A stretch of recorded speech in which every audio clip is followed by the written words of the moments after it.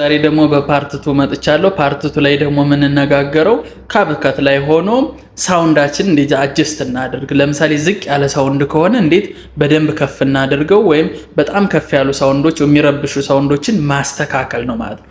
እንደተለመደው ካብከት ላይ እንገባለን።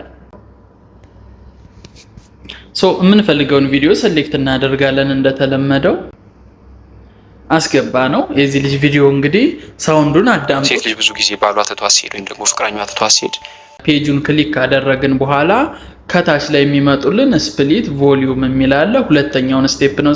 ባለፈው በፓርት 1 ላይ እንዴት ስፕሊት እንደሚደረግና ትራንዚሽን እንደምንሰራ አይተናል። ዛሬ ደግሞ የቮሊዩም አጀስትመንት እንዲሁም በቀረጻ ወቅት የተለያዩ የሚረብሹ ድምጾች ካሉ ማጥፊያ ነው። ቮሊዩምን ክሊክ እናደርጋለን ማለት ነው። ሉካት እዚህ ጋር እንግዲህ ለመጨመርም ለመቀነስን ይችን እንጠቀማለን። ኤንድ ሪዲዩስ ኖይስ ወይም የሚረብሽ ድምጽ ባክግራውንድ ላይ የሚረብሽ የሚል ድምጽ የመኪና ድምጽ ምናምን ካለ ማጥፊያችን ነው። ሳውንድ አጀስትመንታችንን እንጨርሳለን እዚህ ጋር ማለት ነው።